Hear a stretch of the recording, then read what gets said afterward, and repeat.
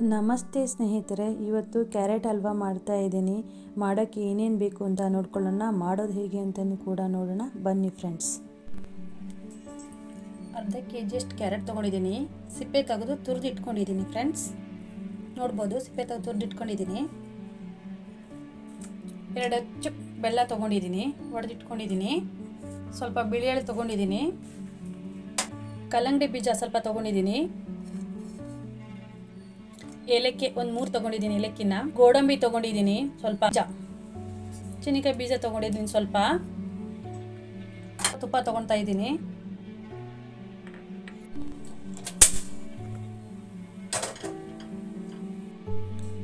ಸ್ವಲ್ಪ ತುಪ್ಪ ಹಾಕ್ಕೊತಾ ಇದ್ದೀನಿ. ಇವಾಗ ಬಾಣಲೆಗೆ ತುಪ್ಪ ಬಿಸಿಯಾಗಿದೆ. ಇವಾಗ ಗೋಡಂಬಿ ಹಾಕ್ಕೊತಾ ಇದ್ದೀನಿ ಹುರ್ಕೊಳ್ಳೋಕ್ಕೆ.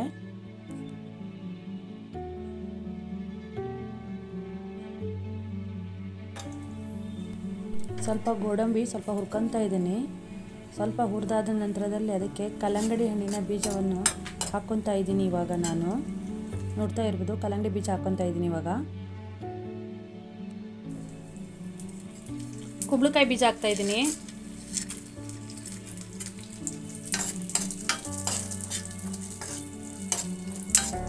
ಸ್ವಲ್ಪ ಕೈ ಆಡ್ತಾ ಇರಬೇಕು. ಬ್ರೌನ್ ಬಣ್ಣ ಬರೋವರೆಗೂ ಕಲ್ಲಂಗಡಿ ಹಣ್ಣಿನ ಬೀಜ ಮತ್ತು ಕುಂಬಳಕಾಯಿ ಬೀಜ ಚಟಪಟ ಸಿಡಿತಾ ಇದೆ. ಅದು ಕೇಳ್ತಾ ಇರ್ಬೋದು. ಇವಾಗ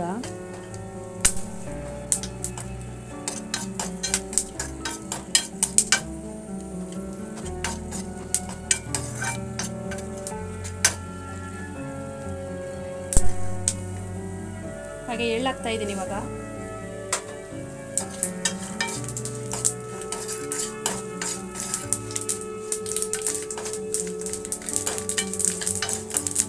ಎಲ್ಲ ಕಾಳುಗಳು ಹುರಿದಾಗಿದೆ. ಗೋಡಂಬಿ, ಕಲ್ಲಂಗಡಿ ಹಣ್ಣಿನ ಬೀಜ, ಕುಂಬಳಕಾಯಿ ಬೀಜ ಮತ್ತು ಎಳ್ಳು ಹುರಿದಾಗಿದೆ. ಒಂದು ಪ್ಲೇಟಿಗೆ ತಗೊಂಡು ಪ್ಲೇಟಿಗೆ ಕಾಳುಗಳನ್ನೆಲ್ಲ ತೆಗೆದಿಡ್ತಾ ಇದ್ದೀನಿ.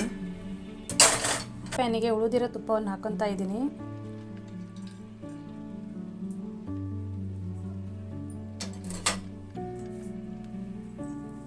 ಕ್ಯಾರೆಟ್ ಹಾಕ್ಕೊತಾ ಇದ್ದೀನಿ. ಇವಾಗ ಇಟ್ಕೊಂಡಿರೋ ಕ್ಯಾರೆಟ್ ಅಷ್ಟು ಹಾಕ್ತಾ ಇದ್ದೀನಿ. ಇವಾಗ ಒಂದ್ಸಲ ಈ ರೀತಿ ಕ್ಯಾರೆಟ್ ಹಲ್ವಾ ಮಾಡಿ ನೋಡಿ. ಪದೇ ಪದೇ ಮಾಡ್ಕೊಂಡು ತಿನ್ನಬೇಕು ಅನಿಸುತ್ತೆ. ಅಷ್ಟು ಚೆನ್ನಾಗಿರುತ್ತೆ. ಯಾಕಂದರೆ ಇದರಲ್ಲಿ ಎಳ್ಳು ಹಾಕಿದ್ದೀನಿ, ಕಲ್ಲಂಗಡಿ ಬೀಜ ಹಾಕಿದ್ದೀನಿ, ಕುಂಬಳಕಾಯಿ ಬೀಜ ಹಾಕಿದ್ದೀನಿ. ಅದರಿಂದ ಟೇಸ್ಟ್ ತುಂಬ ಚೆನ್ನಾಗಿ ಬರುತ್ತೆ. ಮಧ್ಯದಲ್ಲಿ ತಿನ್ಬೇಕಾದ್ರೆ ಎಳ್ಳು, ಕಲ್ಲಂಗಡಿ ಬೀಜ, ಗೋಡಂಬಿ, ಕುಂಬಳಕಾಯಿ ಬೀಜ ಸಿಗೋದ್ರಿಂದ ಟೇಸ್ಟ್ ತುಂಬ ಚೆನ್ನಾಗಿರುತ್ತೆ. ಮಕ್ಕಳಿಗಂತೂ ತುಂಬ ಇಷ್ಟ ಆಗುತ್ತೆ. ದೊಡ್ಡವ್ರಿಗೂ ಕೂಡ ತುಂಬ ಇಷ್ಟ ಆಗುತ್ತೆ. ಒಂದ್ಸಲ ಮನೇಲಿ ಟ್ರೈ ಮಾಡಿ ನೋಡಿ. ಇನ್ನೊಂದ್ಸಲ ನೀವೇ ಟ್ರೈ ಮಾಡ್ತೀರ ಚೆನ್ನಾಗಿದೆ ಅಂದ್ಬಿಟ್ಟು. ಕ್ಯಾರೆಟ್ ಹುರಿತಾ ಇದ್ದೀನಿ ನೋಡಿ. ಕ್ಯಾರೆಟ್ ಬಣ್ಣ ಸ್ವಲ್ಪ ಹಳದಿ ಬಣ್ಣಕ್ಕೆ ತಿರುಗಿದೆ. ಬೇಕಂತ ಬರ್ತಾ ಇದೆ. ಇವಾಗ ಇದು ಇನ್ನು ಸ್ವಲ್ಪ ಇದೇ ರೀತಿ ಕೈ ಆಡ್ತಾ ಇರಬೇಕು. ಕೆಳ ಹಿಡಿಯೋ ಚಾನ್ಸಸ್ ಇರುತ್ತೆ ಸ್ವಲ್ಪ. ಹಾಗಾಗಿ ಹುರ್ಕೊತಾ ಇದ್ದರೆ, ಕೈ ಆಡ್ತಾ ಇದ್ದರೆ ಕೆಳ ಹಿಡಿಯೋದಿಲ್ಲ. ಎಲ್ಲ ಹೆರಿದಿರೋದು ಚೆನ್ನಾಗಿ ಬೇಯ್ಕೊಳ್ಳುತ್ತೆ. ಆವಾಗ ಹಲ್ವಾ ತುಂಬ ಚೆನ್ನಾಗಿ ಟೇಸ್ಟ್ ಬರುತ್ತೆ. ಇಲ್ಲ ತಿನ್ಬೇಕಾದ್ರೆ ಹಸಿ ಹಸಿ ಅನಿಸುತ್ತೆ. ಕೈ ಆಡ್ತಾ ಇರಬೇಕು. ಮನೆಗೆ ಯಾರಾದರೂ ನೆಂಟರು ಬಂದಾಗ ಈ ರೀತಿ ಮಾಡಿಕೊಟ್ಟು ನೋಡಿ. ಎಷ್ಟು ಟೇಸ್ಟಿಯಾಗಿರುತ್ತೆ ಅಂದರೆ ರುಚಿ ತುಂಬ ಚೆನ್ನಾಗಿರುತ್ತೆ. ತುಂಬ ಇಷ್ಟಪಡ್ತಾರೆ. ಒಂದ್ಸಲ ಟ್ರೈ ಮಾಡಿ ನೋಡಿ. ಚೆನ್ನಾಗಿದೆ.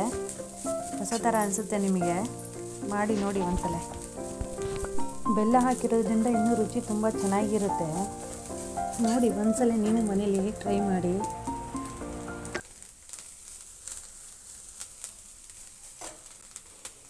ಬೆಲ್ಲ ಹಾಕ್ಕೊತಾ ಇದ್ದೀನಿ ಫ್ರೆಂಡ್ಸ್. ಇವಾಗ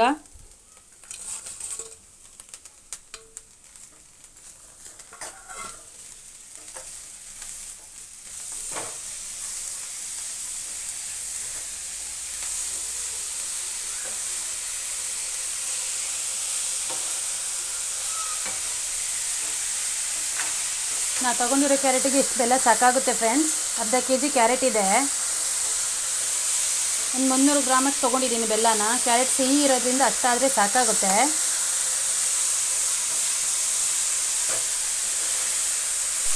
ಬೆಲ್ಲ ಕರ್ಕೊಂತ ಬರ್ತಾ ಇದೆ. ಕರಗುತ್ತೆ ಅದು ಬೆಲ್ಲ ಬೆಂದಂಗೆ. ಆಮೇಲೆ ತುಪ್ಪ ಹಾಕಿರೋದೆಲ್ಲ ಬಿಟ್ಕೊಳ್ಳುತ್ತೆ ಹೊರಗಡೆ. ತುಪ್ಪದಂಗೆ ಎಲ್ಲ ಬಿಟ್ಕೊತಾ ಬರುತ್ತೆ. ನೋಡ್ತಾ ಇರ್ಬೋದು. ನೆಕ್ಸ್ಟ್ ಕುದಿತಾ ಬರುತ್ತೆ. ಜಾಸ್ತಿ ಕುದ್ದಾಗ ತುಪ್ಪ ಎಲ್ಲ ಬಿಟ್ಕೊಳ್ಳುತ್ತೆ ಸೈಡಿಗೆ.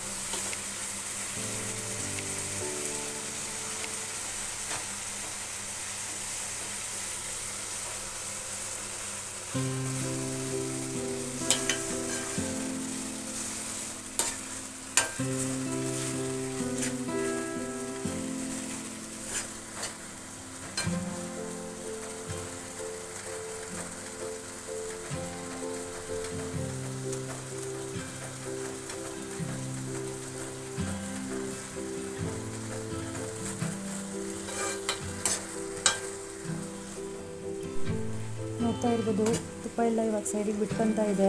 ಮತ್ತು ಎಕ್ಸ್ಟ್ರಾ ಏನು ತುಪ್ಪ ಹಾಕಿಲ್ಲ, ನಾನು ಮೊದಲಿಗೆ ಏನು ಹಾಕಿದ್ದಲ್ಲ ಅದೇ ಬೆಲ್ಲ ಹಾಕಿರೋದ್ರಿಂದ ತುಪ್ಪ ಹೊರಗಡೆ ಬಿಟ್ಕೊತಾ ಇದೆ.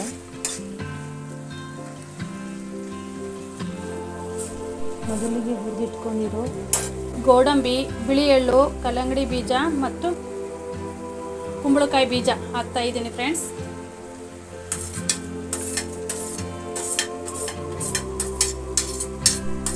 ಸ್ವಲ್ಪ ಹುರಿದ್ರೆ ಸಾಕಾಗುತ್ತೆ. ಕಲ್ಲಂಗಡಿ ಬೀಜ, ಕುಂಬಳಕಾಯಿ ಬೀಜ ಮತ್ತು ಎಳ್ಳು, ಗೋಡಂಬಿ ಎಲ್ಲ ತುಪ್ಪದಲ್ಲಿ ಹುರಿದ್ರಿಂದ ಸ್ವಲ್ಪ ಕೈ ಆಡಿದರೆ ಸಾಕು. ಸಿಪ್ಪೆ ತೆಗೆದು ಕುಟ್ಟಿ ಇಟ್ಟುಕೊಂಡಿರುವ ಏಲಕ್ಕಿ ಬೀಜ ಹಾಕ್ತಾ ಇದ್ದೀನಿ. ಇವಾಗ ಕ್ಯಾರೆಟ್ ಹಲ್ವಾ ರೆಡಿ ಆಯಿತು. ನೋಡಿದಲ್ವಾ ಫ್ರೆಂಡ್ಸ್, ಕ್ಯಾರೆಟ್ ಹಲ್ವಾ ಮಾಡೋದು ಹೇಗೆ ಅಂತ ಸುಲಭವಾಗಿ ನಾನು ನಿಮಗೆ ತೋರಿಸ್ಕೊಟ್ಟಿದ್ದೀನಿ. ಯಾರಾದರೂ ಹೊಸದಾಗಿ ನನ್ನ ಚಾನಲನ್ನು ನೋಡ್ತಾ ಇದ್ದರೆ ಪ್ಲೀಸ್ ಸಬ್ಸ್ಕ್ರೈಬ್ ಮಾಡಿ, ಲೈಕ್ ಮಾಡಿ, ಶೇರ್ ಮಾಡಿ, ಫ್ರೆಂಡ್ಸ್ ಆ್ಯಂಡ್ ಫ್ಯಾಮಿಲಿಗೆ ಶೇರ್ ಮಾಡಿ. Thank you. ಬಾಯ್. ಮತ್ತೆ ಹೊಸ ಅಡುಗೆಯೊಂದಿಗೆ ಸಿಗೋಣ. Bye friends.